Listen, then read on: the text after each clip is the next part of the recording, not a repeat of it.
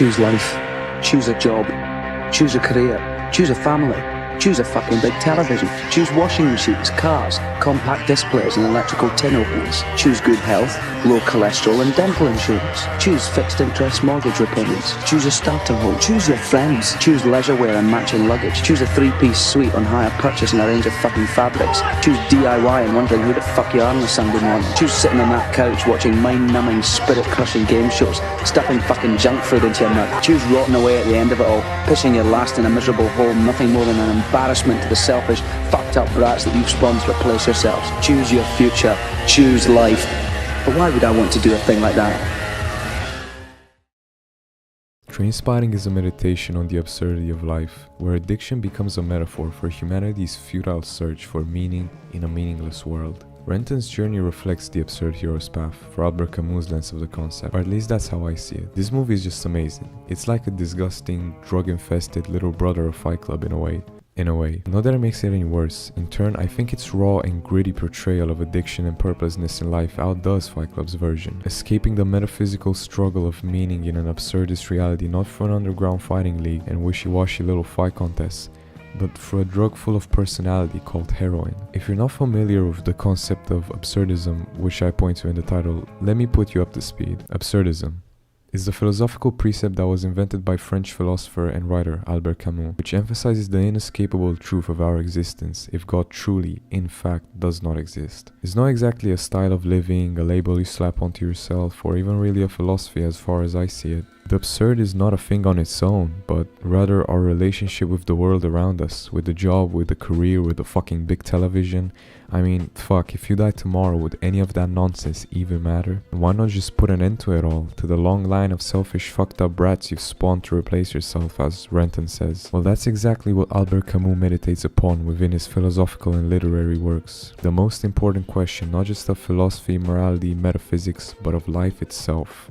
The question of suicide. From the very start of the film, we can already deduct from the monologue that our protagonist, Mark Renton, acknowledges that absurd that plagues our lives with this inherent mundaneness, that we're all headed down this path of conformity and blandness by choosing life, as he says. Our story is set in Edinburgh in the 1980s. During Renton's lengthy monologue about the postmodernist lifestyle, we are introduced to his friends through this sort of sitcomish way, like we're watching some dark, twisted, drug addict version of Friends, which is also evident through the artwork produced for the movie, further attempting to portray a critique of consumerist society through these dark themes. So we have Sick Boy, a well-spoken but arrogant guy with a nihilistic outlook; Spud, a weird but nice guy who's also deep into addiction; Begbie, a violent, impulsive nut addict who thrives off of chaos, picking fights with people for no reason and trying to intimidate anyone. And then we have Tommy, who's actually the most normal and healthy guy of the lot, who eventually succumbs to addiction himself later on in the movie. Renton's life revolves around getting high with his friends. Funnily enough, what makes his relationship with his situation even more absurd is that he doesn't even like his friends. He actively dislikes them, as a matter of fact. Begbie and Sick Boy downplay him and intimidate him constantly. For example, Sick Boy gets clean off heroin just at the same time that Renton tries to do it, solely for the purpose of downplaying his struggle and to make it look easy. Through Renton's narration, we also see that Spud is just an idiot and Tommy is just too clean cut for him. Attempting to escape the mundanity of choosing life through his destructive habits, he enters into a whole nother world of monotony. Spending time with people he dislikes, stealing on the regular to fund his habit, and then at the end of it all, swearing that he will never touch drugs again. Their pursuit of pleasure through drugs represents the rejection of life's absurdity, an escape from having to face the overwhelming question of purpose. However, this escape is fleeting and ultimately leads to suffering, reinforcing the futility of seeking meaning in temporary pleasures, eventually just ending up in a different and worse world of monotony that encapsulates the absurd. His journey of addiction climaxes when he almost dies of a drug overdose that is followed by terrible nightmares and visions caused from his withdrawals. That's when Renton finally puts a stop to it and moves to London, getting a corporate job as a real estate agent. In the book The Myth of Sisyphus by Albert Camus, this is where the so-called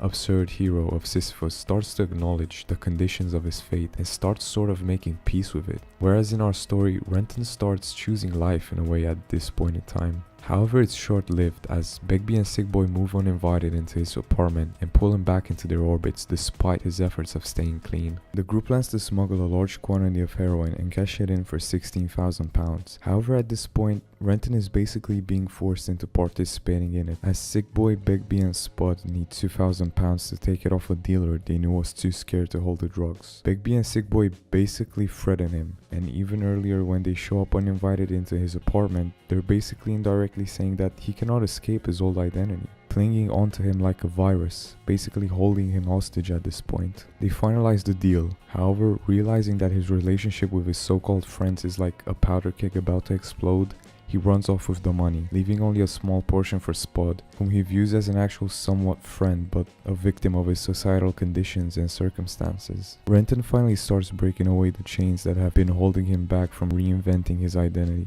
As he walks away, bag of cash in hand, he recycles the monologue from the beginning. Moving on, going straight and choosing life. I'm looking forward to it already. I'm gonna be just like you. The job, the family, the fucking big television, the washing machine, the car.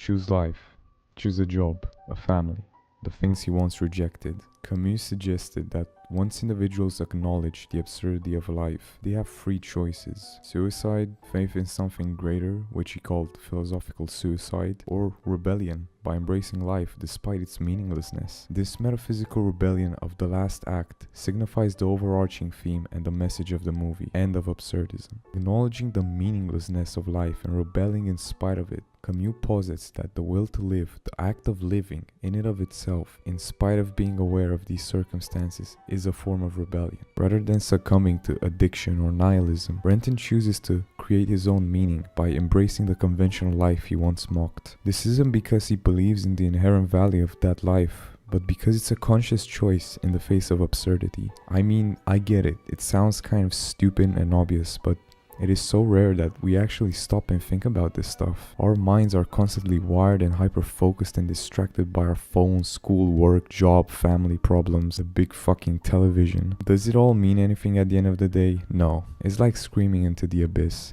There is no gotta make it till Friday. The alcohol in the movie you get to consume on the weekend and all the fucking days in between that will all be as meaningless as the next. The only conscious decisions we can make are suicide, drugs to distract you from the fact of the matter, or embracing and pursuing actively a metaphysical rebellion of sorts. Acknowledging the struggle you face from Monday to Friday and enjoying your time on this earth as much as you can, because you don't get a second shot at this. This rebellion is learning to dance in the rain, in spite of the specific struggle that we face both physically and mentally. Metaphysical rebellion is setting yourself free from the labels, the standards and expectations that society, your family and this universe puts on you. It is terrifying but liberating at the same time. This rebellion takes the form of choosing to live fully, to experience life with all its joys and suffering, without seeking a final resolution. Camus uses the myth of Sisyphus to illustrate this rebellion. Sisyphus, condemned to endlessly push a boulder up a hill, only for it to roll down again, embodies the human condition, the soul and essence of our very beings. That is our humanity, the struggle towards the heights. His rebellion lies in accepting the futility of his task while continuing to perform it with dignity and resolve, positing that humans must similarly confront life's repetitiveness and lack of resolution, yet persist in living with awareness and intention, while learning to enjoy the journey instead of dreading it. The film ends with Renton's decision to choose life, but it remains unclear if he will truly find meaning in this new path. This ambiguity mirrors Camus' belief that the struggle against the absurd is ongoing, it's never ending. There is no ultimate escape from meaninglessness, only the choice to continue living in defiance of it, ultimately finding a way to cope with this absurd reality by accepting it and meeting it head on with a smile on his face. And as the final scene fades to darkness, we are confronted with the film's overarching message. It's not just about the thrill of escape, it's about the inevitable return to reality. Yet in a world dominated by chaos and existential despair, one must ask, can we transcend our struggles and find meaning, or are we forever trapped in the cycle of addiction?